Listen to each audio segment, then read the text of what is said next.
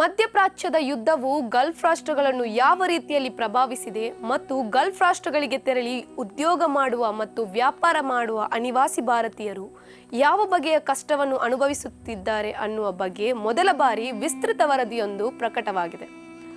Corona ಕಾಲಕ್ಕಿಂತಲೂ ಕಷ್ಟಕರವಾದ ಬದುಕು ಈಗ ವ್ಯಾಪಾರಿಗಳದ್ದು ಎಂದು 30 ವರ್ಷಗಳಿಂದ ಬಹ್ರೇನ್ನಲ್ಲಿ ಬದುಕುತ್ತಿರುವ ಕೇರಳದ ಮಜೀದ್ ಎಂಬವರು ಹೇಳಿದ್ದಾರೆ. ನಾನು ಸೇರಿದಂತೆ ಅನಿವಾಸಿ ಭಾರತೀಯರು ತಮ್ಮ ಅಂಗಡಿಗಳನ್ನೇ ಮುಚ್ಚಬೇಕಾದ ಪರಿಸ್ಥಿತಿ ಎದುರಿಸ್ತಾ ಇದ್ದೇವೆ. ಇಂಥ ಪರಿಸ್ಥಿತಿ ಲಕ್ಷಾಂತರ ವಲಸಿಗರಿಗೆ ಎದುರಾಗಿದೆ ಎಂದವರು ಹೇಳಿದ್ದಾರೆ. ಇದು ಆರ್ಥಿಕತೆಯ ವಿಷಯ ಮಾತ್ರ ಅಲ್ಲ, ವಲಸಿಗರನ್ನು ಮಾನಸಿಕವಾಗಿ ಹಿಂಸಿಸ್ತಾ ಇದೆ. ಕುಟುಂಬ ಸಮೇತ ಇರುವವರಿಗಂತೂ ಪರಿಸ್ಥಿತಿ ಇನ್ನಷ್ಟು ಕಷ್ಟಕರವಾಗಿದೆ. ಬಿಸ್ನೆಸ್ ಮಾಡ್ತಾ ಇದ್ದವರು ಈಗ ಕುಟುಂಬವನ್ನು ಊರಿಗೆ ಕಳಿಸಬೇಕಾದ ಒತ್ತಡದಲ್ಲಿದ್ದಾರೆ. ವ್ಯಾಪಾರ ನಡೀತಾ ಇಲ್ಲ. ಹೊರ್ಮುಜ್ ಜಲಸಂಧಿ ಬಿಕ್ಕಟ್ಟಿನಿಂದಾಗಿ ಸರಕುಗಳು ಸಮಯಕ್ಕೆ ಸರಿಯಾಗಿ ಬರುತ್ತಿಲ್ಲ. ತರಕಾರಿಗಳು, ಹಣ್ಣುಗಳು, ಮಾಂಸ ಮತ್ತು ಹಾಲು ಮುಂತಾದ ಸರಕುಗಳು ವಿಮಾನದ ಮೂಲಕ ಬರುತ್ತವೆ. ಆದರೆ ಇತರ ಅನೇಕ ಸರಕುಗಳು ಹಡಗಿನ ಮೂಲಕ ವಿವಿಧ ದೇಶಗಳಿಗೆ ಬರುತ್ತವೆ. ಇದರಲ್ಲಿ ಕಾಗದ, ಬಟ್ಟೆ, ಕಚ್ಚಾ ವಸ್ತುಗಳು, ನಿರ್ಮಾಣ ಸಾಮಗ್ರಿಗಳು ಸೇರಿವೆ. ಬಹ್ರೇನ್ಗೆ ಅಗತ್ಯ ವಸ್ತುಗಳು ಸೌದಿಯ ಕಾಸ್ವೆ ಮೂಲಕ ಬರುತ್ತವೆ. ಆದ್ದರಿಂದ ಇದಕ್ಕೆ ಹೆಚ್ಚುವರಿ ಹಣವನ್ನು ಪಾವತಿಸಬೇಕಾಗುತ್ತದೆ. ಆಮದು ಮಾಡಿಕೊಂಡ ಸರಕುಗಳ ಬೆಲೆ ಹೆಚ್ಚಿದ್ದರೂ ಮಾರುಕಟ್ಟೆಯಲ್ಲಿ ಆ ಸರಕುಗಳಿಗೆ ಅಷ್ಟೇ ದರ ಸಿಗ್ತಾ ಇಲ್ಲ. ಅನೇಕ ವ್ಯಾಪಾರಿಗಳು ಈ ಕಾರಣದಿಂದ ನಷ್ಟ ಅನುಭವಿಸುತ್ತಿದ್ದಾರೆ. ಸರಕುಗಳ ಬೆಲೆ ಹೆಚ್ಚಾದರೂ ಸಂಬಳದಲ್ಲಿ ಏರಿಕೆ ಆಗಿಲ್ಲ, ಅದರ ಬದಲು ಇಳಿಕೆ ಆಗ್ತಾ ಇದೆ. ಇದು ಜನರ ಜೀವನ ವೆಚ್ಚವನ್ನು ಅಸ್ತವ್ಯಸ್ತಗೊಳಿಸಿದೆ ಎಂದು ಓರ್ವರು ಹೇಳಿದ್ದಾರೆ. ರಜಾ ದಿನಗಳಲ್ಲಿ ವಲಸಿಗ ಕುಟುಂಬಗಳು ಕೇರಳ, ಕರ್ನಾಟಕ ಹೀಗೆ ಭಾರತಕ್ಕೆ ಮರಳಿವೆ. ಹೆಚ್ಚಿನವರು ಆಗಸ್ಟ್ ತಿಂಗಳ ಮೊದಲ ವಾರದಲ್ಲಿ ಗಲ್ಫ್ಗೆ ಮರಳಿದ್ದಾರೆ. ಯಾಕಂದರೆ ಸೆಪ್ಟೆಂಬರ್ನಲ್ಲಿ ಟಿಕೆಟ್ ಬೆಲೆ ಗಗನಕ್ಕೆ ತಲುಪುತ್ತವೆ.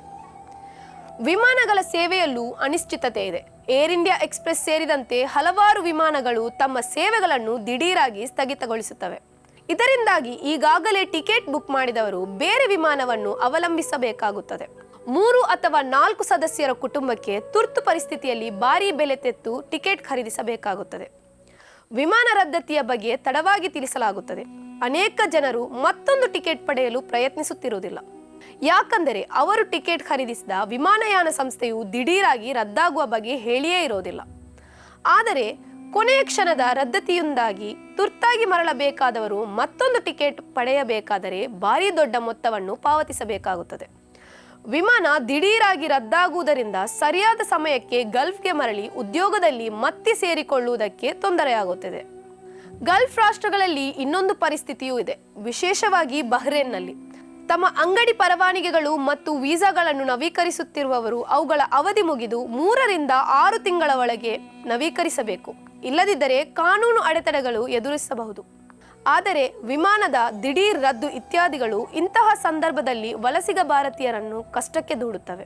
ಅಮೆರಿಕ ಮತ್ತು ಇಸ್ರೇಲ್ ನಡುವಿನ ಯುದ್ಧವು ಅಂತಿಮವಾಗಿ ವಲಸಿಗ ಭಾರತೀಯರ ಮೇಲೆ ಭಾರೀ ಪರಿಣಾಮ ಬೀರಿರುವುದನ್ನು ಇತರ ವರದಿಗಳು ತಿಳಿಸುತ್ತಿವೆ. ಈ ಕಾರ್ಯಕ್ರಮದ ಪ್ರಾಯೋಜಕರು Gadiyar group of companies, specialised in piling and shoring, engineering consultancy, fire fighting, steel structures, real estate. Office SIT tower, silicon OSS, Dubai, UAE. ಸ್ನೇಹಿತರೆ, ನಿಮ್ಮ ಅದ್ಭುತ ಬೆಂಬಲದಿಂದ ಸನ್ಮಾರ್ಗ ನ್ಯೂಸ್ ಚಾನೆಲ್ ಈಗ 2 ಲಕ್ಷ ಸಬ್ಸ್ಕ್ರೈಬರ್ಗಳನ್ನು ದಾಟಿದೆ. ಇದು ನಮ್ಮ ಯಶಸ್ಸಲ್ಲ, ಇದು ನಿಮ್ಮ ಯಶಸ್ಸು. ನಮ್ಮ ಮುಂದಿನ ಗುರಿ 4 ಲಕ್ಷ. ಇದು ಕಷ್ಟವಲ್ಲ. ನೀವು ಮಾಡಬೇಕಾದದ್ದು ಸಿಂಪಲ್. ನೀವು ಸನ್ಮಾರ್ಗ ನ್ಯೂಸ್ ಚಾನೆಲ್ ವಿಡಿಯೋವನ್ನ ನಿಮ್ಮ ಸ್ನೇಹಿತರಿಗೆ, ಕುಟುಂಬದವರೊಂದಿಗೆ ಹಂಚಿಕೊಳ್ಳಿ ಮತ್ತು ಅವರಲ್ಲೂ ಸಬ್ಸ್ಕ್ರೈಬ್ ಮಾಡಲು ಹೇಳಿ. ನೀವು ಶಕ್ತಿಯನ್ನು ಕೊಡಿ, ನಾವು ನಿಖರ ಸುದ್ದಿ ಕೊಡ್ತೇವೆ. ಧನ್ಯವಾದಗಳು.